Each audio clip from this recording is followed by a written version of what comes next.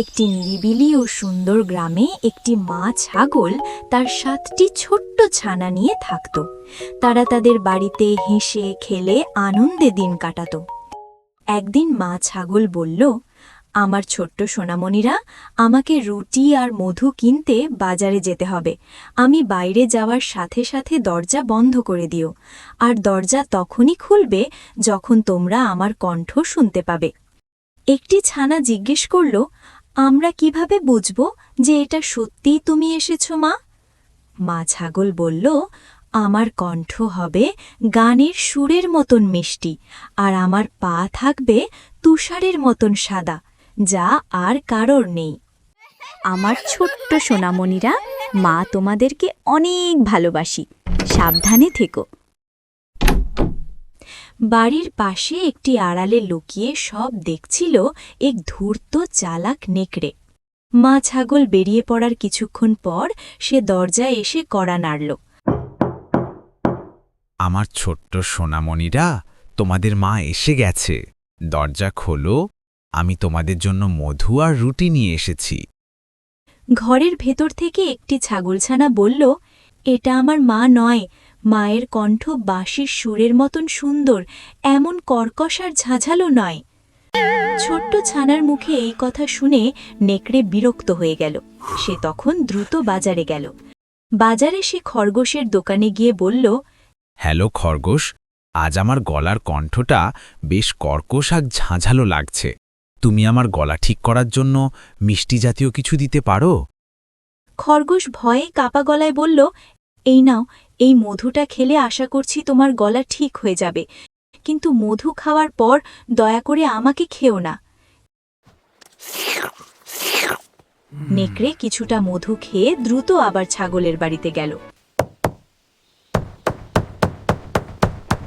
ও আমার ছোট্ট সোনামণিরা, আমি তোমাদের মা বলছি। তোমাদের জন্য রুটি আর মধু নিয়ে এসেছি। দরজা খোলো আমার সোনারা, আমার গলার কণ্ঠ বাঁশির সুরের মতন সুন্দর। দরজার ওপাশ থেকে একটি ছাগলছানা বলল, দাঁড়াও, তুমি আমাদের মা নও। তোমার পা কালো আর নোংরা।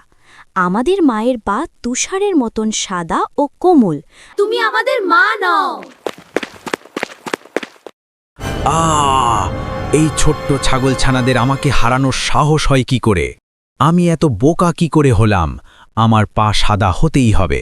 আমাকে নতুন করে পরিকল্পনা করতে হবে, আর এবার আমাকে কেউ হারাতে পারবে না। সে আবার বাজারে গেল।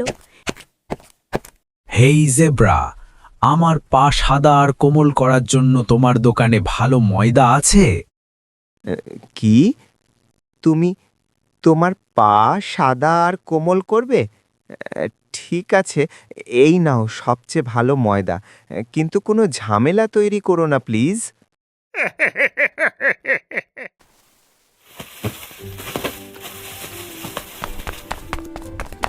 নেকড়ে তার পায়ে ময়দা ততক্ষণ ঢালতে লাগল যতক্ষণ না তার পা পুরোপুরি সাদা হয়। তারপর সে আবার গেল ছাগলের বাড়িতে। আমার প্রিয় ছোট্ট সোনামণিরা, দরজা খোলো। দেখো, আমার কণ্ঠ বাঁশির সুরের মতন সুন্দর। আমার পা তুষারের মতন সাদা ও কোমল। তোমাদের মা এসেছে রুটি আর মধু নিয়ে। দরজা খোলো সোনারা। শোনো, কণ্ঠ ঠিক থাকলেও আমার মনে হচ্ছে কিছু একটা সমস্যা আছে। দরজা খোলা ঠিক হবে না। অন্য একটি ছানা বলল, ওহ, বোকার মতন কথা বলো না, এটা আমাদের মা। দেখো, পাগুলো তুষারের মতন সাদা আর কোমল। এটা বলে সে দরজা খুলে দিল। তখনই ধূর্ত নেকড়ে ধাপ করে ঘরের মধ্যে ঢুকে পড়ল। আহা হা হা, কোথায় পালাবে এখন তোমরা ছোট্ট ছাগল ছানারা? আমাকে অনেক খাটিয়েছ তোমরা। যেখানেই পালাও না কেন, এখন আমি তোমাদেরকে ধরে নিয়ে যাব। আমাকে কেউ আটকানোর নেই। হা হা হা হা হা। একটি ছাগলছানা পর্দার পেছনে লুকিয়ে পড়ল।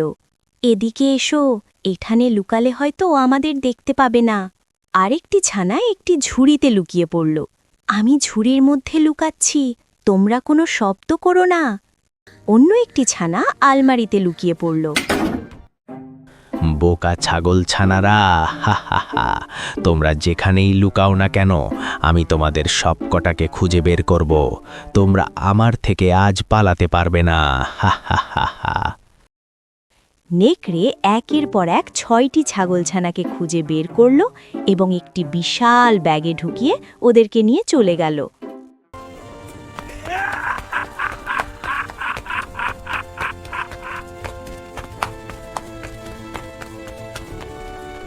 এর কিছু সময় পর যখন মা ছাগল বাজার থেকে বাড়ি ফিরল, সে দেখল তার বাড়ির দরজা খোলা অবস্থায় রয়েছে।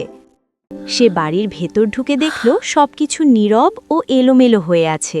এ কি হলো? আমার সোনামণিরা, তোমরা কোথায়?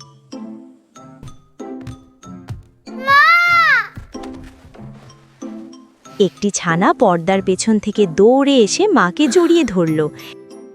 মা, ওই দুষ্টু নেকড়ে এসেছিল আর ব্যাগে করে আমার 6 ভাই বোনকে নিয়ে গেছে। ও আমার ছোট্ট সোনামণি।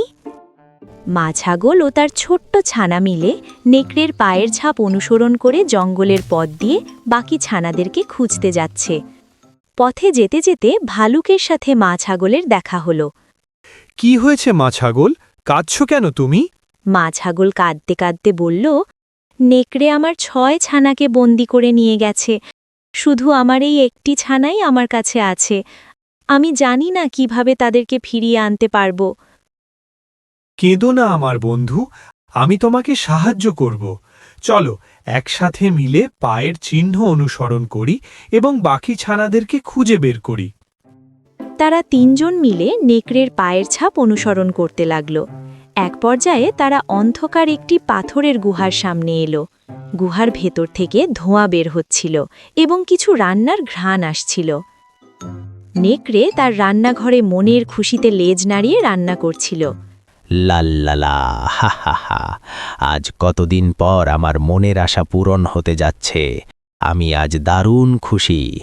লাল্লালা, এই টকবগে সুস্বাদু স্যুপ থেকে কি দারুণ ঘ্রাণ আসছে। যখন আমি একটা একটা করে ছাগলছানাকে এর মধ্যে ডোবাবো, তখন না জানি কত সুস্বাদু ঘ্রাণ আসবে, হা হা হা হা। ও আমার ছানাদেরকে রান্না করতে যাচ্ছে। আমার নিষ্পাপ ছানারা। এখন আমি একটা সতেজ আর আরামের গোসল দিয়ে আসি। কচি ছানাদের স্যুপ খাওয়ার আগে একটা আরামের গোসলের চেয়ে ভালো কিছু আর হতেই পারে না, হা হা হা হা। অপেক্ষা করো ছাগল ছানারা, আমি আসছি।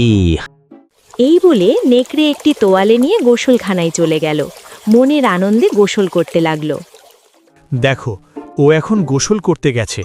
এর চেয়ে ভালো সুযোগ আমরা পাবো না। এখনই আমাদের গিয়ে ছানাদেরকে মুক্ত করে নিয়ে আসতে হবে। মা ছাগল ব্যাগের বাঁধন খুঁড়ে দিয়ে 6 ছানাদের মুক্ত করল। আমার সোনামণিরা, আমার সোনা বাচ্চারা, তোমরা এখন নিরাপদে আছো। তবে ওই দুষ্টু নেকড়েকে এমন এক উচিত শিক্ষা দিতে হবে যা ও জীবনে কখনো ভুলবে না। ভালুক বলল, আমার কাছে একটা বুদ্ধি আছে। নেকড়ে ফিরে আসার আগে আমি এই ব্যাগে ঢুকে যাচ্ছি, তুমি এরপর ব্যাগের বাঁধনটা আটকে দেবে, আগে যেমন ছিল। কিন্তু যদি কিছু বিপদ হয় তখন কি হবে? তুমি কিচ্ছু চিন্তা করো না মা ছাগল, আমার কিচ্ছু হবে না। বিপদ এবার হবে নেকড়ের। আমরা ওকে একটা উচিত শিক্ষা দেব। মা ছাগল ব্যাগের মুখের বাঁধন আগের মতো করে বেঁধে দিল এবং ছানাদেরকে নিয়ে একটি নিরাপদ জায়গায় লুকিয়ে পড়ল। নেকড়ে গোসল শেষ করে রান্নাঘরে ফিরে এলো। সে ব্যাগের বাঁধন খোলার সঙ্গে সঙ্গে আমি ভালুক। আজকে তোমার সব শয়তানি শেষ, ধূর্ত নেকড়ে। এখন কোথায় পালাবে তুমি বাছাধন? এদিকে এসো, আমি তোমাকে স্যুপ খাইয়ে দিচ্ছি।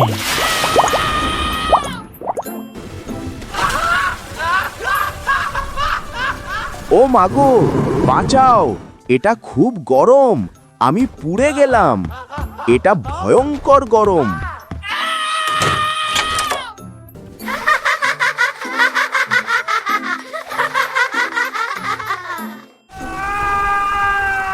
ও মাগো, বাঁচাও, এটা খুব গরম, আমি পুড়ে গেলাম। আহ! জঙ্গলের পথ ধরে দৌড়ে অনেক দূরে চলে গেল, এত দূরে গেল যে সে আর কখনোই এই জঙ্গলে ফিরে আসেনি। ভালুক ভাই, তুমি আমাদের জীবন বাঁচিয়েছ।